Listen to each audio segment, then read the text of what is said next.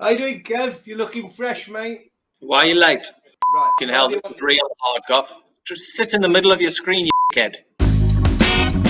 I'll just say I'm just in my lounge, just having a glass of. Which way do you do it? My word. Like Do you want your glasses? I don't need that. I'll just wing it all the way through. But just tell me what order. That's why I asked you in order. Just tell me what order you want to do it in, and I'll do it. I don't need it. Just start. Oh, Kev, stop worrying. I'm just trying to get some order on this.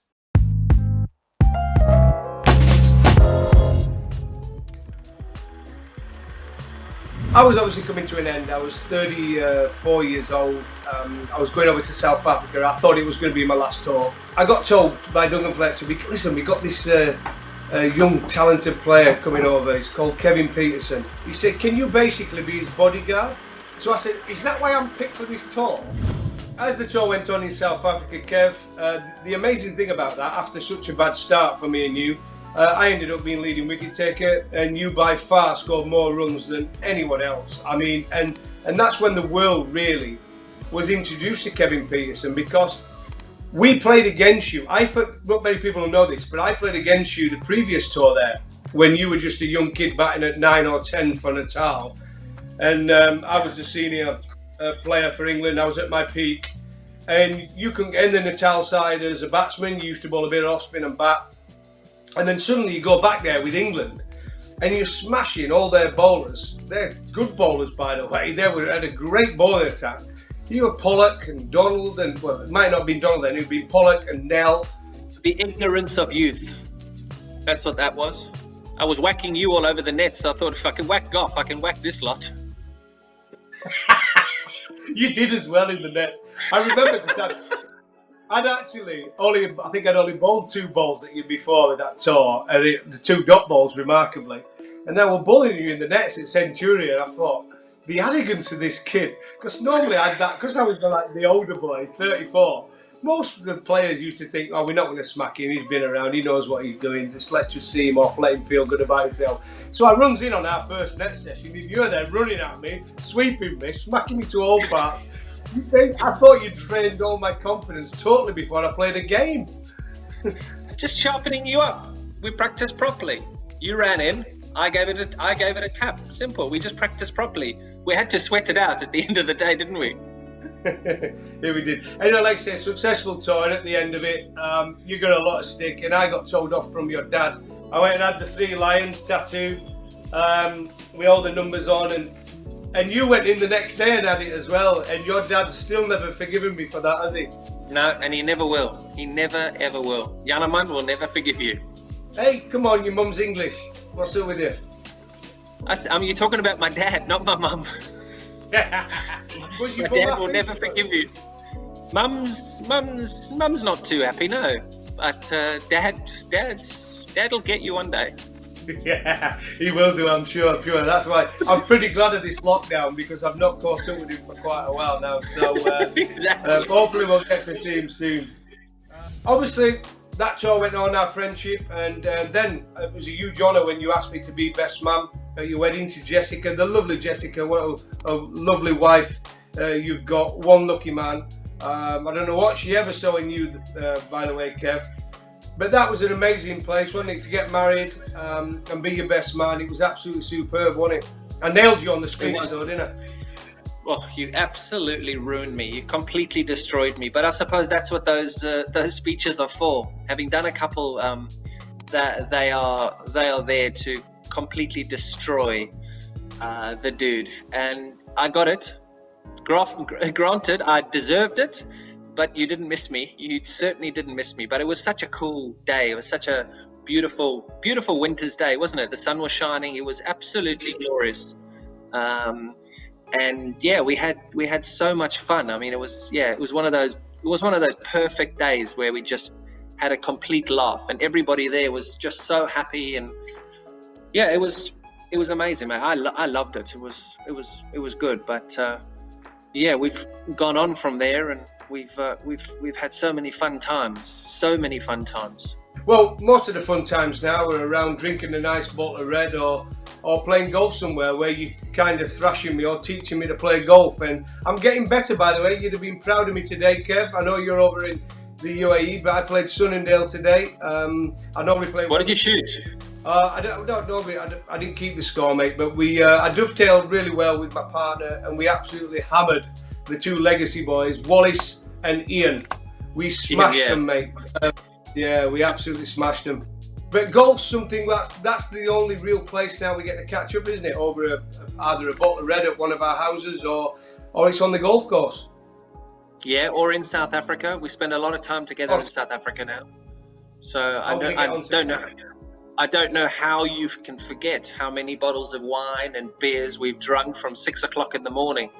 That is a bit of a problem. I think that's why lockdown's been so good for me, that I've hardly touched any alcohol. I've had a couple of days where I've celebrated turning 40, and there's been a couple of other occasions where we've been in our fire pit and we've taken it pretty deep. Other than that, I've hardly touched alcohol, and I probably won't touch it again until I go back to South Africa, which I'm working on at the moment. I see you've got your favourite bike in the background. You love a Wattbike, don't you, these days? You're never off it. You're looking more and more like Chris Froome every time I see you. Well, I like to enjoy post-retirement. When I retired in 2018, I unfortunately went and spent, for my body, this is a long time in the bush, and the red meat, red wine diet certainly didn't help anything associated to me getting up in the morning. So I have made a conscious effort, and I've lost 10 kgs since lockdown started because of the guy behind me. You can sort of see him. There he is. There she is. He is. She is. It is. Whatever it is.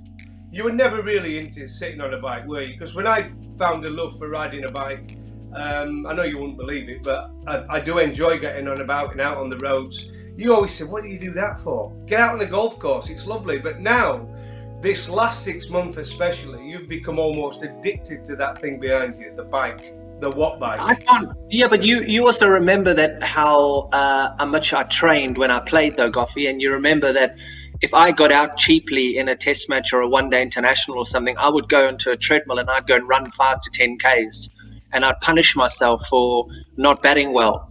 And when I finished a test match, I would go back home in London, and the next morning I would wake up, and before breakfast I'd go for a run along the Thames, and I'd do 5 to 10 Ks. I would almost every single day do 5 to 10 Ks of running. Clearly not during a test match every single day, but if I got out for nothing or not many, I would punish myself by jumping on a treadmill in the dressing room and running. So I can't run anymore. These guys, my knees are shot.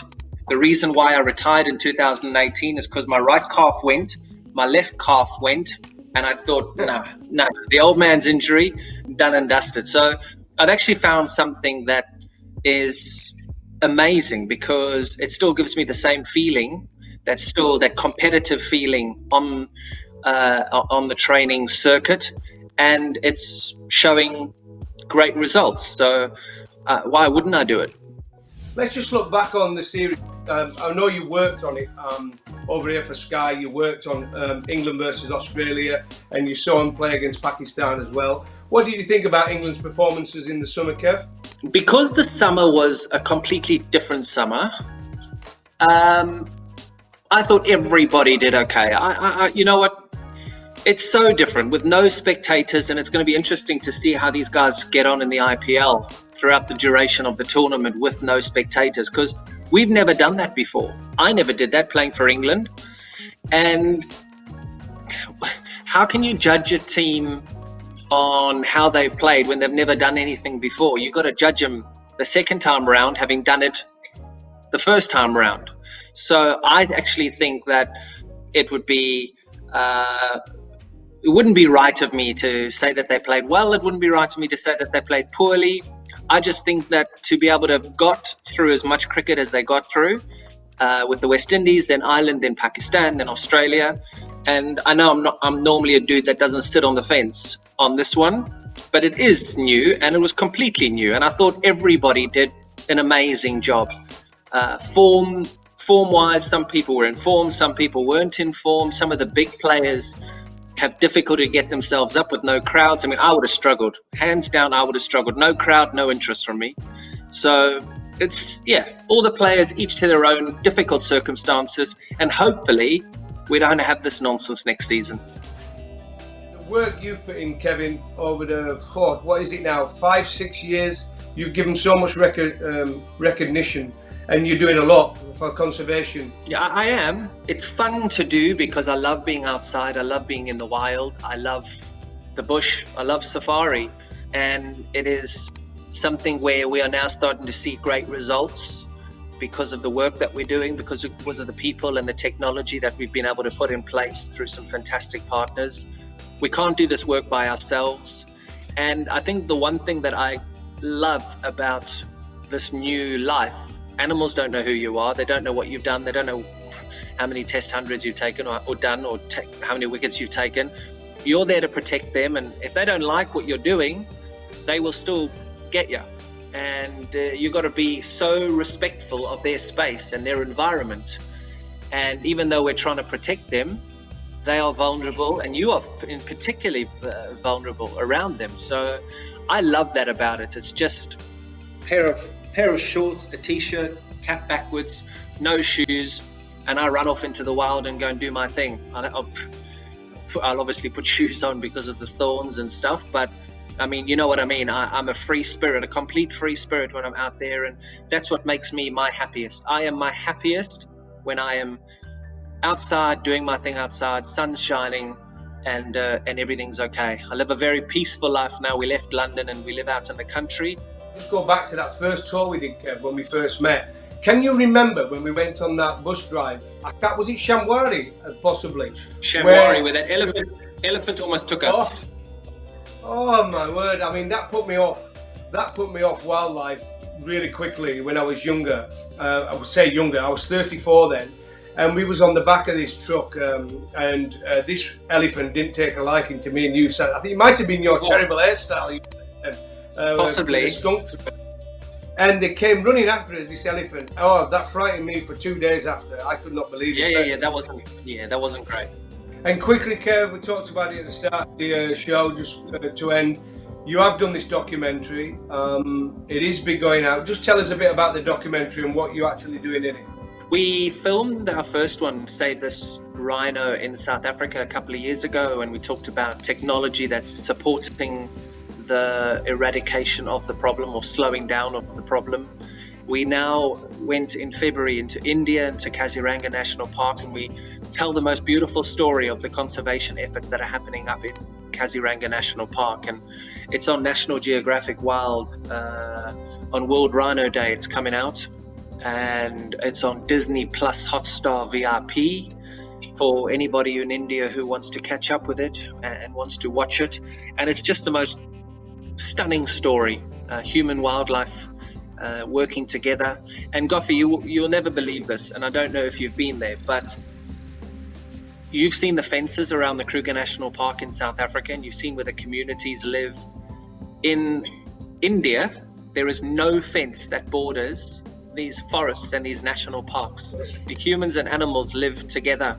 No, not a fence. There's not a fence. So the rhinos will walk through villages, the elephants will walk through villages, tigers, leopards, and they work and live in harmony together every single day. The majority of the animals live in the floodplain, so they've got to run across a motorway, like a freeway, and get across into the higher hills. And that's why there's such big devastation every single year with these rhinos. And you'll see them on social media, these rhinos running for cover and knocking into cars. It was such an eye-opener being there, but it's a huge success story. The rhino numbers are increasing, and they're having to relocate rhino because they've got too many rhino in that national park. It is a conservation masterpiece what they're doing up in northeast India. Anyway, I could talk to you for hours and hours and hours, Kev. You're a fascinating individual. Thanks to the Players Lounge VIP, really enjoyed it. Thanks to Betway for supporting as always. Kev, enjoy the IPL, and I'll catch up with you in South Africa real soon. Have you booked your flights yet? Are you looking at flights? Yeah, don't worry about that, mate. I'll see you out there mid-October. I'll be fuming if you're there before me. Fuming. I will be. What? Oh, is this a family show? Okay. Oh, go away. Go. I'll say that. I'll say go away. Is your house available? I could stop off there for a couple of days and just make sure everything's okay. You're not going to my house. I'm not having you in my house. No, no. And if you do go, I'll charge you something astronomical.